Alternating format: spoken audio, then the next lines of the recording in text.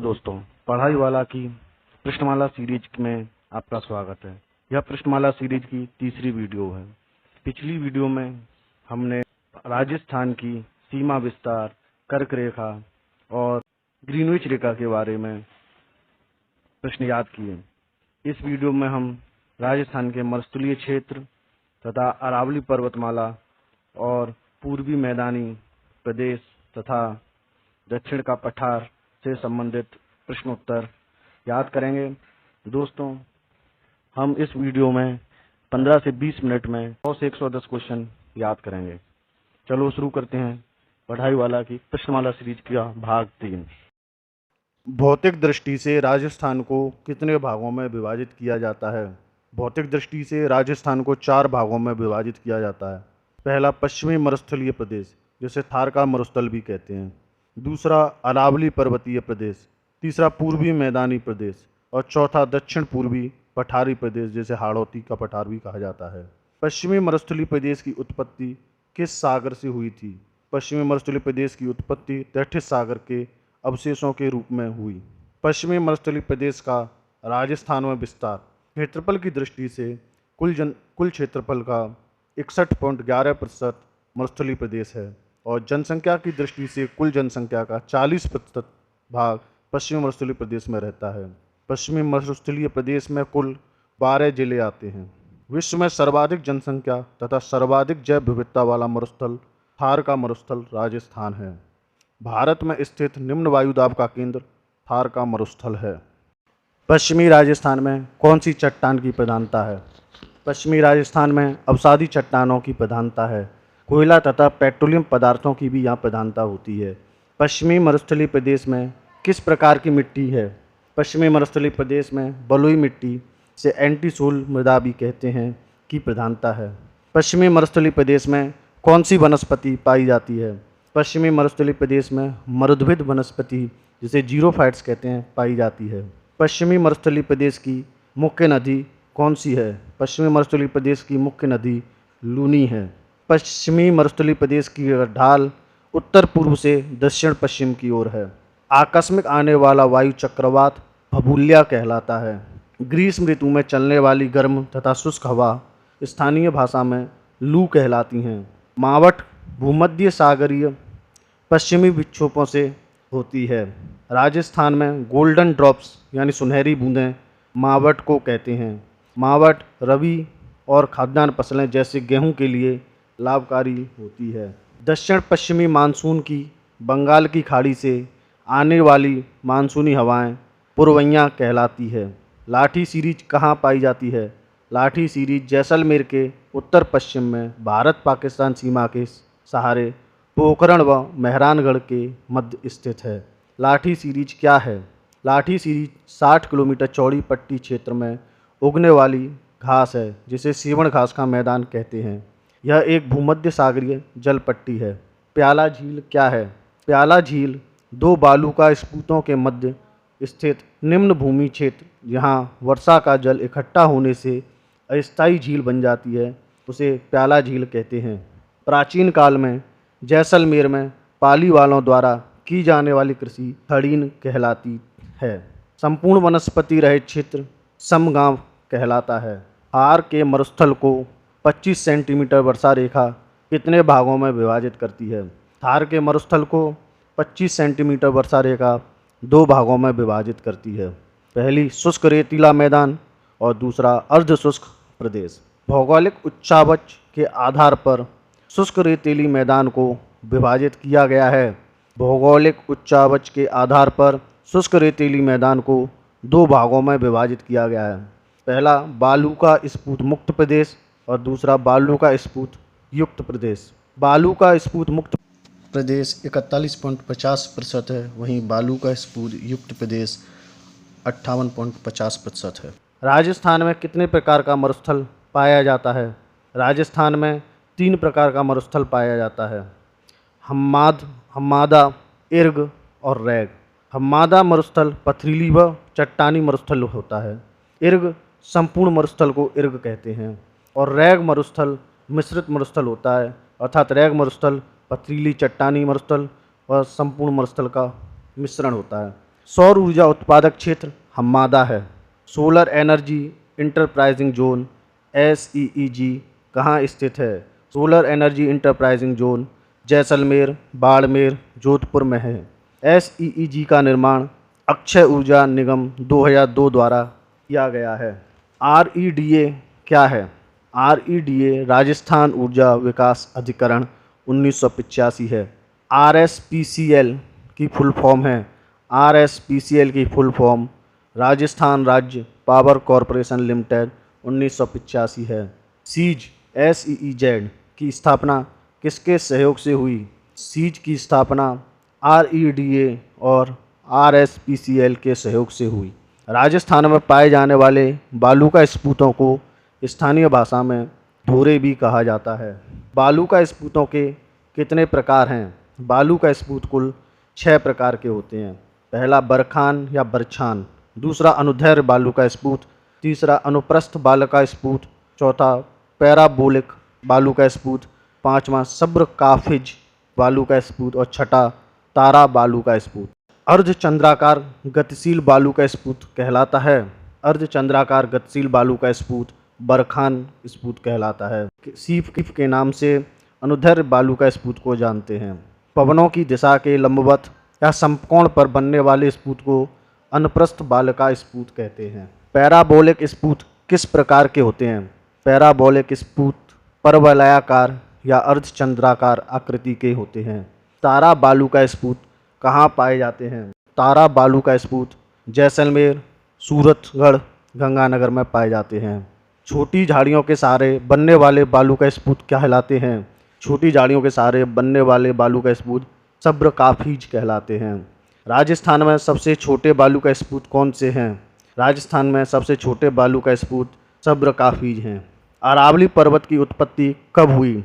अरावली पर्वत की उत्पत्ति प्रीकैम्ब्रियन काल में गोंडवाना लैंड से हुई। भारत में अरावली पर्वतमाला का विस्तार है। भारत में अरावली पर्वतमाला पालनपुर गुजरात से रायसीना दिल्ली तक कुल 692 किलोमीटर है। राजस्थान में अरावली की लंबाई और विस्तार है। राजस्थान में अरावली की कुल लंबाई 550 किलोमीटर है तथा अरावली का विस्तार सिरोही से खेतड़ी झुंझुनू तक है। राजस्थान में अरावली का लगातार विस्तार कितने जिलों में है? राजस्थान में अरावली का लगातार विस्तार कुल 9 जिलों में है। राजस्थान में अरावली का विस्तृत क्षेत्र कितने जिलों में है? राजस्थान में अरावली का विस्तृत क्षेत्र 13 जिलों में है। राजस्थान में अरावली का कुल विस्तार कुल 16 जिलों में है। अरावली की ऊंचाई तथा चौड़ाई किस ओर बढ़ती है? अरावली की ऊंचाई तथा चौड़ाई उत्तर पूर्व से दक्षिण पश्चिम की तरफ बढ़ती है। कौन सी वर्षा रेखा अरावली के समांतर गुजरती है? 50 सेंटीमीटर वर्षा रेखा अरावली के समांतर गुजरती है। अरावली पर्वतमाला को अन्य किस नाम से जानते हैं? अरावली पर्वतमाला को महान भारतीय जल विभाजक रेखा से जानते हैं। अरावली पर्वतीय प्रदेश की प्रधानता है।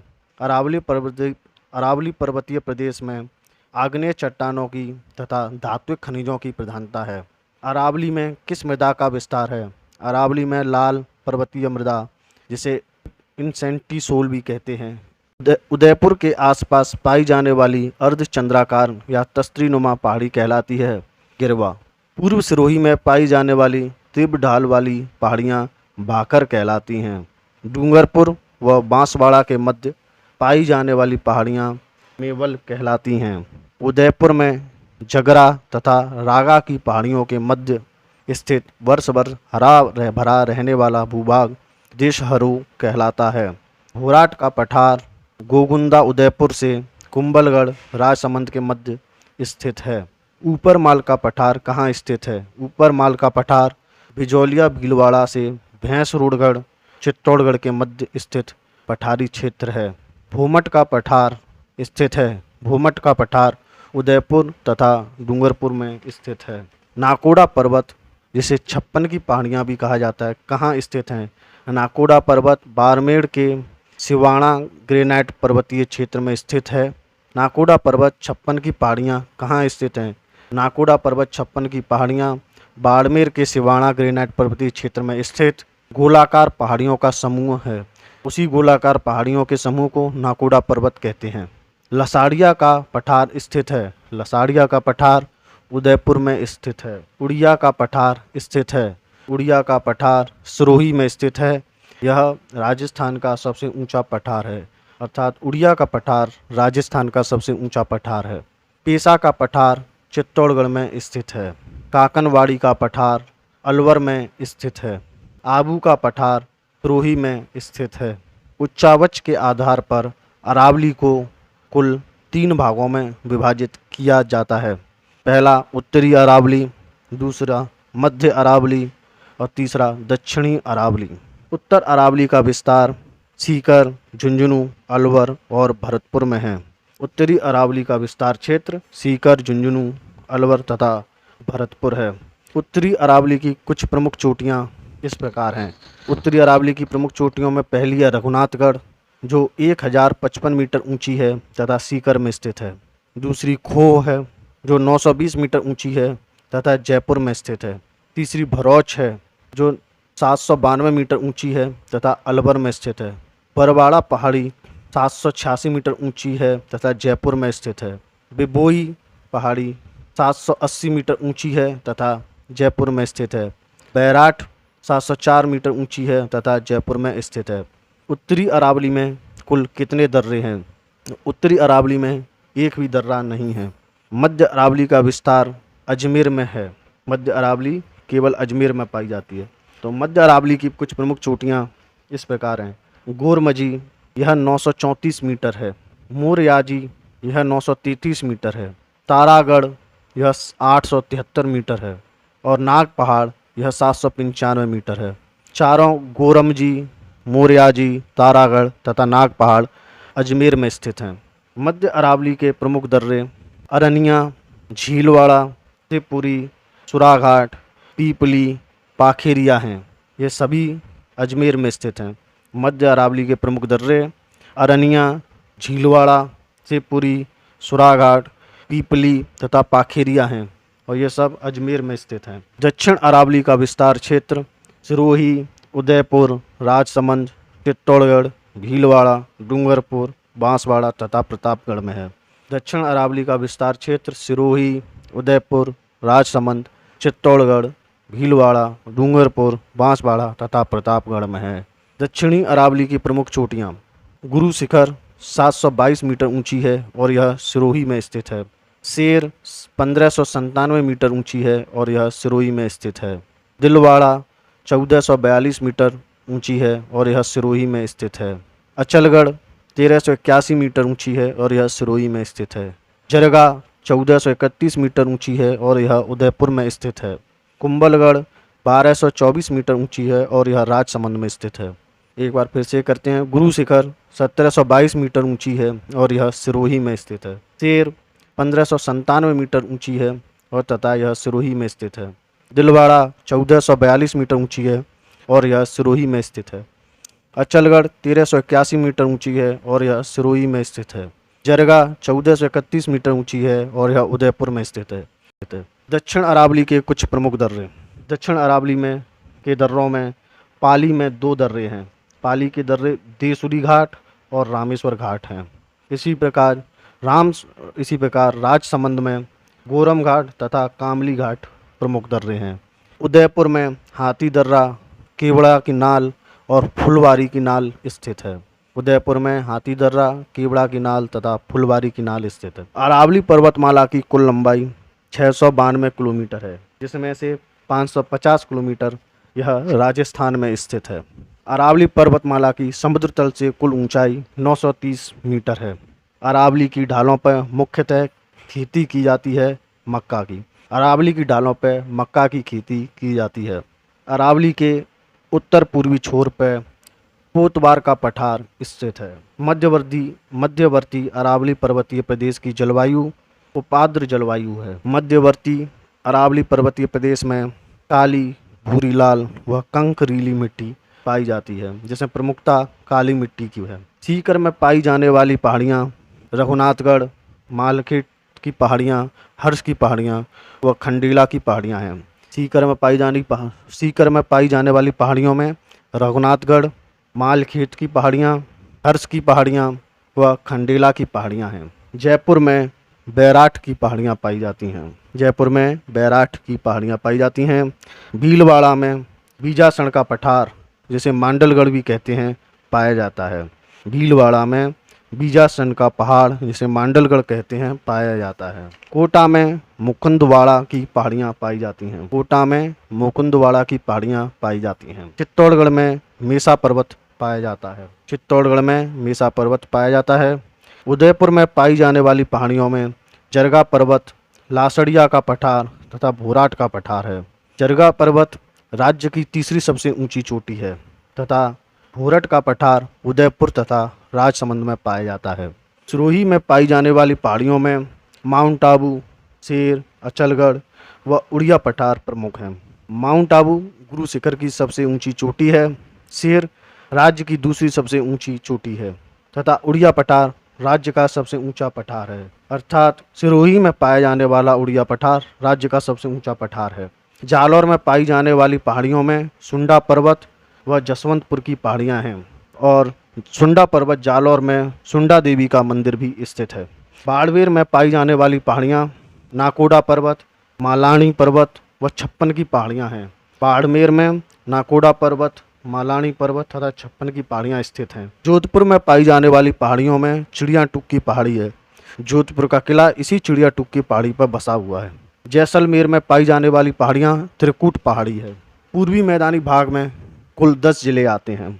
राजस्थान के पूर्वी मैदानी भाग में कुल 10 जिले आते हैं, जो जयपुर, धौलपुर, भरतपुर, करौली, दौसा, टोंक, सवाई माधोपुर, अलवर तथा अजमेर व बांसवाड़ा के कुछ भाग भी पूर्वी मैदानी भाग के हिस्से हैं। पूर्वी मैदानी भाग के 10 जिलों में पहला जयपुर, दूसरा धौलपुर, तीसरा भरतपुर, चौथा करौली, पाँचवां दौसा, छठा टोंक, सातवां सवाई माधोपुर, आठवां अलवर तथा नौवां अजमेर और 10वां बांसवाड़ा।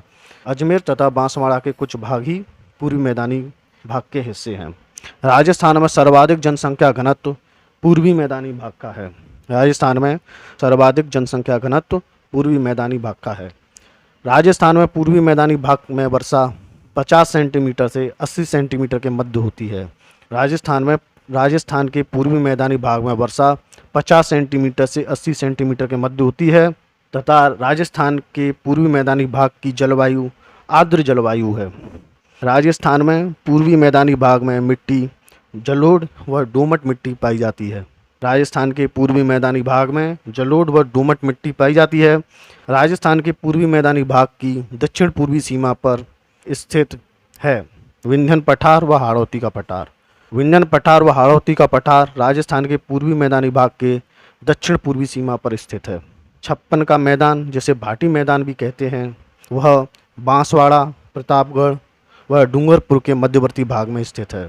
छप्पन का मैदान बांसवाड़ा, प्रतापगढ़ व डूंगरपुर के मध्यवर्ती भाग में स्थित है।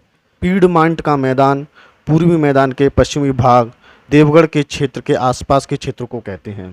पीडमांट का मैदान पूर्वी मैदान के पश्चिमी भाग देवगढ़ के आसपास के क्षेत्र को कहते हैं। दक्षिण पूर्वी पठारी प्रदेश की उत्पत्ति गोंडवाना लैंड से ज्वालामुखी क्रिया की दरारी उद्गार से हुई। दक्षिण पूर्वी पठारी प्रदेश की उत्पत्ति गोंडवाना लैंड से ज्वालामुखी क्रिया के दरारी उद्गार से हुई।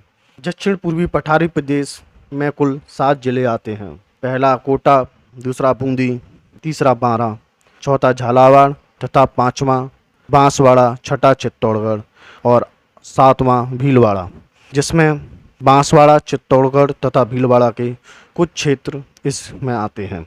दक्षिण पूर्वी पठारी प्रदेश का अन्य नाम दक्षिण पूर्वी पठारी प्रदेश को हाड़ौती का पठार व लावा का पठार भी कहते हैं। राज्य का सर्वाधिक वर्षा वाला प्रदेश दक्षिण पूर्वी पठारीय प्रदेश है। मतलब दक्षिण पूर्वी पठारी प्रदेश में सर्वाधिक वर्षा होती है। दक्षिण पूर्वी पठारी प्रदेश में किस प्रकार की मिट्टी पाई जाती है? दक्षिण पूर्वी पठारी प्रदेश में काली उपजाऊ मिट्टी पाई जाती है। इसके अलावा लाल व कछारी मिट्टी भी पाई जाती है। दक्षिण पूर्वी पठारी प्रदेश में अति आर्द्र जलवायु पाई जाती है। दक्षिण पूर्वी पठारी प्रदेश में अति आर्द्र जलवायु पाई जाती है क्योंकि यहाँ पर वर्षा सर्वाधिक होती है। अरावली तथा विंध्याचल पर्वत के बीच का जो संक्रांति क्षेत्र है वह दक्षिण पूर्वी पठारी प्रदेश है। आड़ावाल पर्वत बूंदी जिले में स्थित है। आड़ावाला पर्वत बूंदी जिले में स्थित है। नाल क्या है? दोस्तों, नाल अरावली के मध्य मेवाड़ क्षेत्र में स्थित तंग रास्ते या दर्रे को स्थानीय भाषा में नाल कहते हैं। अरावली के मध्य मेवाड़ क्षेत्र में जो तंग रास्ते हैं, दर्रे हैं, उन्हें स्थानीय भाषा में नाल कहा जाता है। मेवाड़ की प्रमुख नालें कुछ इस प्रकार हैं। पहला है मेवाड़ की प्रमुख नालों में पहली है जीवला की नाल।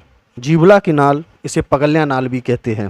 जीवला की नाल को पगल्या नाल भी कहते हैं और यह नाल मारवाड़ से मेवाड़ में आने का रास्ता प्रदान करती है।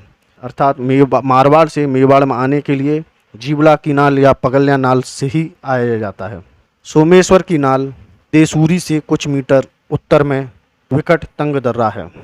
सोमेश्वर की नाल देसूरी से कुछ मील उत्तर में स्थित है, जो बहुत ही तंग दर्रा है। हाथीगुड़ा की नाल देसूरी से 5 मील दूर है। हाथीगुड़ा की नाल देसूरी से 5 मील दूर है तथा कुंभलगढ़ किला इसी नाल के नज़दीक है। कुंभलगढ़ किला हाथीगुड़ा की नाल के नज़दीक है। लघु मरुस्थल क्या होता है? लघु मरुस्थल थार मरुस्थल का पूर्वी भाग जो कच्छ से बीकानेर तक फैला हुआ है, उसे लघु मरुस्थल कहते हैं। थार मरुस्थल का पूर्वी भाग जो कच्छ से बीकानेर तक फैला हुआ है, उसे लघु मरुस्थल कहते हैं। विश्व का एकमात्र मरुस्थल जो दक्षिण पश्चिमी मानसूनी हवाओं से निर्मित है। विश्व का एकमात्र ऐसा मरुस्थल जो दक्षिण पश्चिमी मानसूनी हवाओं से निर्मित है, वह पश्चिमी शुष्क रेतीली मैदान है। कुबड़ पट्टी क्या है? कुबड़ पट्टी नागौर और अजमेर जिले के कुछ क्षेत्रों में जहां भूगर्भीय पानी में फ्लोराइड की मात्रा अधिकतम होती है, उसे कहते हैं। नागौर व अजमेर जिलों के कुछ क्षेत्र जहां भूगर्भीय पानी में फ्लोराइड की मात्रा अधिक होती है, उसे कहते हैं। इस क्षेत्र में फ्लोराइड की मात्रा अधिक होने से उस पानी को पीकर वहाँ के लोगों की हड्डियाँ मुड़ जाती हैं और जो कुबड़ की तरह दिखाई देती हैं, इसीलिए इस क्षेत्र को कुबड़ पट्टी कहते हैं। नदी द्वारा निर्मित मैदान है। नदी द्वारा निर्मित मैदान कोटा तथा बूंदी में चंबल द्वारा निर्मित मैदान है। कोटा तथा बूंदी में चंबल द्वारा निर्मित मैदान को नदी निर्मित मैदान कहते हैं। डग गंगाधर प्रदेश है। डग गंगाधर प्रदेश झालावाड़ के दक्षिण पश्चिम में स्थित 450 मीटर उच्च भूमि क्षेत्र है। डग गंगाधर प्रदेश झालावाड़ के दक्षिण पश्चिम में स्थित 450 मीटर उच्च भूमि क्षेत्र है। राजस्थान में रंगीन पहाड़ियाँ कहाँ पाई जाती हैं? राजस्थान में रंगीन पहाड़ियाँ रणथंभौर व सवाई माधोपुर में पाई जाती हैं। राजस्थान में रंगीन पहाड़ियाँ रणथंभौर व सवाई माधोपुर में पाई जाती हैं। अरावली पर्वतमाला व विंध्याचल पर्वतमाला एक दूसरे को समकोण पर काटेंगे। अरावली पर्वतमाला व विंध्याचल पर्वतमाला एक दूसरे को समकोण पर विंध्य कगार भूमि पर सवाई माधोपुर व करौली जिले में काटती हैं। दोनों एक दूसरे को विंध्य कगार भूमि पर सवाई माधोपुर व करौली में समकोण पर काटती हैं। इसे राजस्थान में महान सीमा भ्रंश भी कहते हैं। इसे राजस्थान में महान सीमा भ्रंश भी कहते हैं। ठीक है साथ दोस्तों, ये वीडियो ख़त्म होती है। अगले भाग में फिर मिलेंगे।